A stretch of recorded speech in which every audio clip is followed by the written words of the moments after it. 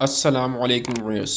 इस वीडियो के अंदर हम डिस्कस करेंगे फंडामेंटल लॉ ऑफ ट्रिग्नोमेट्री।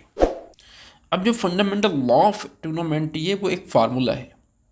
उसकी जो डेरिवेशन है वो किस तरीके से वो उस फार्मूले को हम ड्राइव करते हैं वो डिस्कस करेंगे। तो सबसे पहले टॉपिक का जो नाम है वो क्या है? Fundamental law of trigonometry. अब ये ऐसा फार्मूला है जो एक बेस होती है कंपाउंड एंगल्स फार्मूले को ड्राइव करने के लिए। अब देखिए, इस फार्मूले को अंडरस्टैंड करना है तो सबसे पहले ज़रूरी है यूनिट सर्किल को अंडरस्टैंड करना। देखिए, यूनिट सर्किल का मतलब ये निकलता है ऐसा सर्किल जिसका रेडियस 1 हो उसको हम यूनिट सर्किल कहते हैं। ऐसा सर्किल जिसका रेडियस 1 हो उसको हम क्या बोलते हैं? Unit circle. अब देखिए, उसके बाद है पोजीशन ऑफ पॉइंट। अब हम समझते हैं कि पॉइंट जो है उसके दो कोऑर्डिनेट्स होते हैं, एक्स वाई। अब ये जो कोऑर्डिनेट्स हैं ये हमारे पास जो है रेक्टेंगुलर फॉर्म के अंदर है। पॉइंट्स को हम पोलर फॉर्म के अंदर भी लिख सकते हैं। पॉइंट को हम किस में लिख सकते हैं? पोलर फॉर्म में भी। अब हम ये भी अंडरस्टैंड करेंगे कि पॉइंट को पोलर फॉर्म में किस तरीके से लिखना है। लेट्स सपोज कि आपके पास ये एक सर्किल है और सर्किल जो है वो यूनिट सर्किल है। इट मीन्स कि इसका जो रेडियस है वो कितना है? r equal to 1। अब देखिए, यहाँ पर एक पॉइंट है P। अगर मैं देखूँ यहाँ से लेके यहाँ तक का जो डिस्टेंस होता है वो हमारे पास क्या होता है? x और यहाँ से y। और जो ये हाइपोटेन्यूस है वो कितना है? 1। अब देखिए, कॉस बराबर किसके होता है? कॉस, ये एंगल कितना है? Beta. Cos beta equal to base upon hypotenuse. Hypotenuse क्या है? रेडियस। बेस हमारे पास क्या है? एक्स।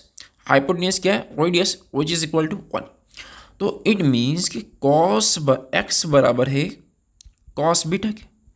इसी तरीके से साइन बीटा वो बराबर किसके होगा? Perpendicular upon hypotenuse. परपेंडिकुलर क्या है? वाई। हाइपोटेन्यूस क्या है? 1। तो y equal to sine beta. अब देखिए, अगर मैं इस पॉइंट को अभी जो रे है इसको रोटेट करूं, कितना? Alpha angle. कितना रोटेट करूं? Alpha angle.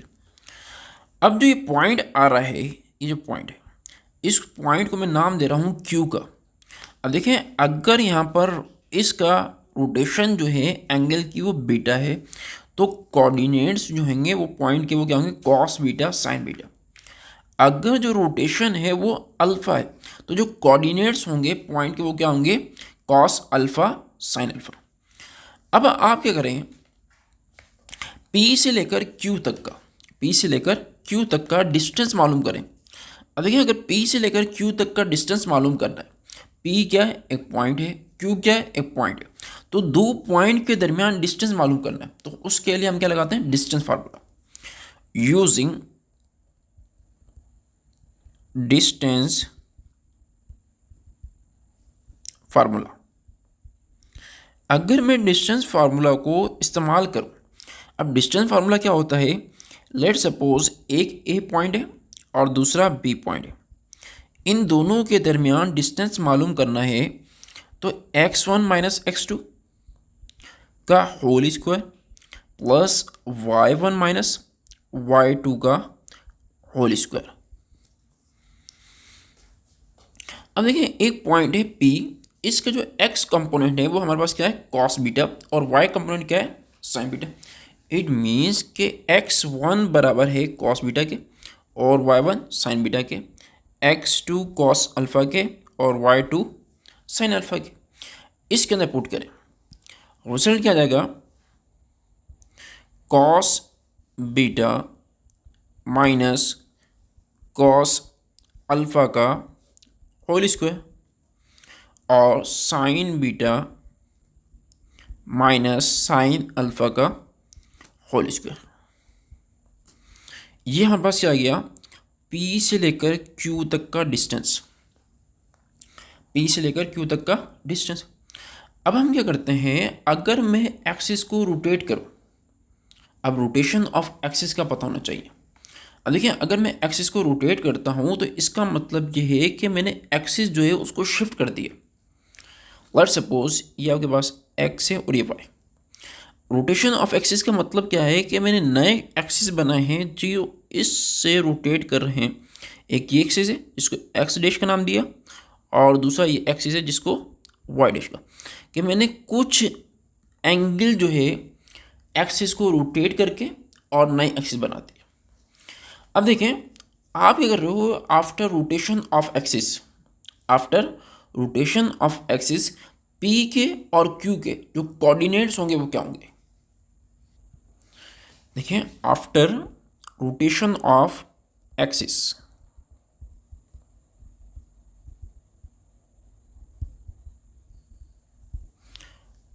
एक्सिस को अगर हम रोटेट करें,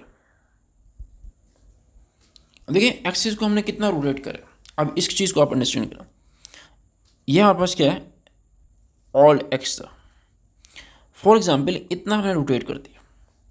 अब इस डायग्राम को आप अंडरस्टैंड करें, यहाँ से लेकर यहाँ तक का जो एंगल है वो कितना है, बीटा, और यहाँ से लेकर ये जो एंगल है ये कितना है, अल्फा। अब सिर्फ ये जो एंगल है, ये एंगल कितना होगा, अल्फा माइनस बीटा। अब इस चीज़ को थोड़ा सा समझ लें कि ये मिसाल के तौर पर ये लाइन है और ये लाइन है, ये हमारे पास बीटा है और ये हमारे पास क्या है, अल्फा है। अगर सवाल ये होता कि बताओ ये जो पोर्शन है कितना होगा, हम क्या बोलते हैं, अल्फ़ा माइनस बीटा होगा। कि अगर मैं अल्फ़ा में से इसको निकाल दूँ, इस पूरे पोर्शन में से बी को निकाल दूँ तो ये मेरे पास बचेगा। अब देखिए, यहाँ से लेकर यहाँ तक का जो एंगल है वो कितना है, अल्फ़ा। अगर मैं बीटा निकाल दूँ तो यहाँ से एंगल आ जाएगा। तो अब देखिए, इनके दरमियान जो एंगल बनेगा, जो एंगल होगा ये हमारे पास कितना होगा, alpha minus beta, alpha minus beta. अब आपने क्या करना है, ऑब्जर्व करना है। देखिए, ये पॉइंट है पी, अब ये नए एक्सिस पर लाई करते हैं।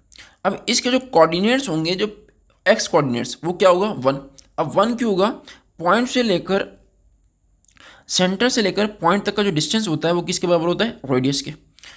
अब रेडियस कितना है, 1 है, रेडियस कितना है, 1 है। देखिए, यहाँ से लेकर यहाँ तक का जो डिस्टेंस है वो कितना है, r। अब ये एक्स एक्सिस है, इस पे y कंपोनेंट क्या होगा, 0, और x कंपोनेंट कितना है, r की वैल्यू क्या है, 1। तो p कोऑर्डिनेट्स क्या आ गए, 1, 0।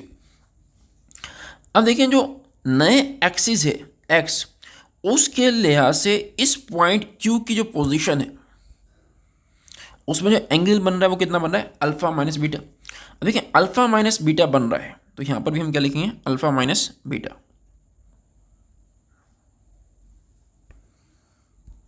अल्फा माइनस बीटा, और यहाँ पर भी अल्फा माइनस बीटा। अब देखिए आगे, अब आप क्या करोगे, इन दो पॉइंट्स के दरमियान क्या मालूम करोगे, डिस्टेंस मालूम करोगे using distance formula, using distance formula. देखिए, डिस्टेंस फार्मूला इस्तेमाल करना है तो क्या करते हैं, एक्स कंपोनेंट्स को आपस में माइनस करें, 1 minus cos alpha minus beta का होल स्क्वायर, और 0 minus sine alpha minus beta का होल स्क्वायर, और रेडिकल। ये हमारे पास क्या आ गया, P से लेकर Q तक का डिस्टेंस। अब देखिए, ये आपके पास क्या आ गया, P से लेकर Q तक का डिस्टेंस। सबसे पहले आप क्या करेंगे, इस इक्वेशन को सिंप्लीफाई करें। इसको हम क्या कर रहे हैं, मूव कर रहे हैं यहाँ पर। अब देखें, इस पर अगर मैं a माइनस बी का होल स्क्वायर का फार्मूला लगाऊँ तो पहली रकम कॉस बीटा है, कॉस बीटा का whole square which is equal to cos square beta, minus दो फार्मूले के, पहली रकम दूसरी रकम कॉस बीटा कॉस अल्फ़ा, और सेकंड रकम का स्क्वायर मतलब कॉस अल्फ़ा का square which is equal to cos square alpha, plus sine beta का square which is equal to sine square beta, minus 2 sine beta और sine alpha, plus sine square alpha. अब आपने एक चीज़ को recall करना है कि sine square theta plus cos square theta equal to 1। अब देखें,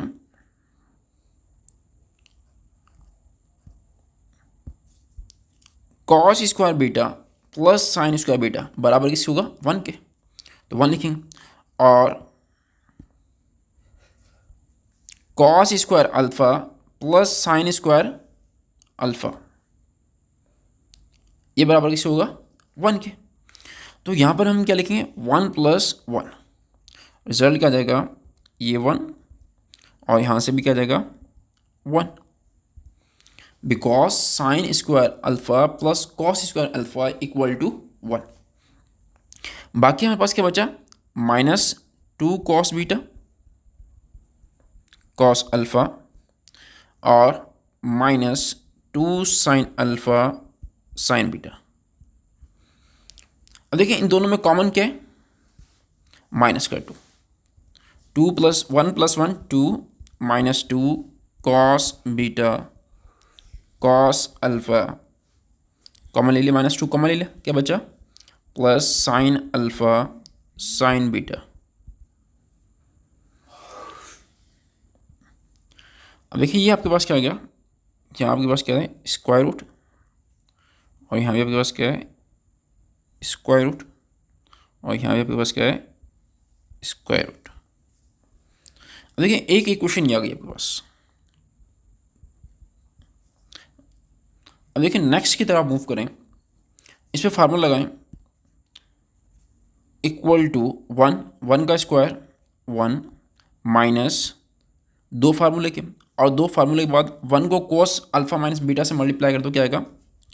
2 cos alpha minus beta plus cos square alpha minus beta. अब देखिए 0 minus sine alpha minus beta का होल स्क्वायर, ये माइनस करेंगे तो क्या आएगा? Minus sine alpha minus beta बचेगा।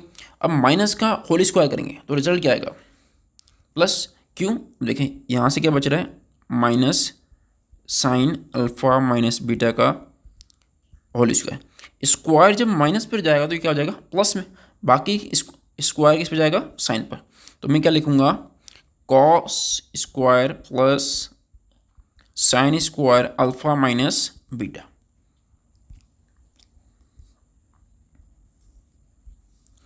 अब देखें ये चीज़ और ये चीज़, इन दोनों को आपस में कंपेयर करें। कॉस स्क्वायर के साथ जो एंगल लिखा है और साइन स्क्वायर से जो एंगल लिखा हुआ है, दोनों आपस के अंदर क्या है? सेम है। दोनों आपस के अंदर क्या है? सेम। तो इट मीन्स कि हम इसकी जगह क्या लिखेंगे? 1 लिखेंगे। क्यों? Sine square theta plus cos square theta equal to 1। तो हम इसकी जगह क्या लिखेंगे? 1 1 और ये 1 तो क्या हो जाएंगे?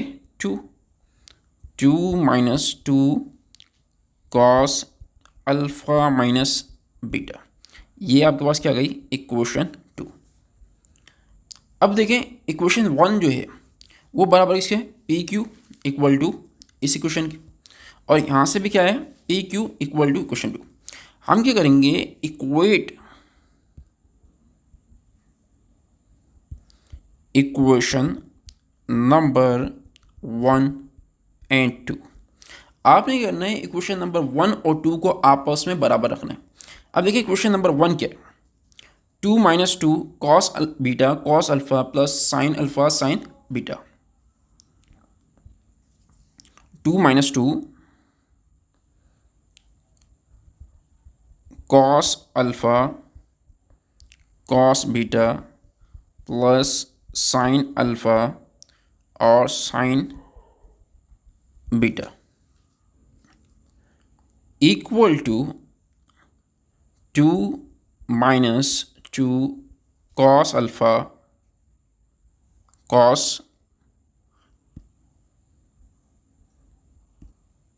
अल्फ़ा माइनस बीटा, और क्या है रेडिकल, यहाँ पे रेडिकल। अब देखिए रेडिकल को रिमूव करना था, हमें करेंगे square on both side, take square on both side, तो रिजल्ट क्या आएगा 2 minus 2 cos alpha cos beta plus sine alpha sine beta equal to 2 minus 2 cos alpha minus beta.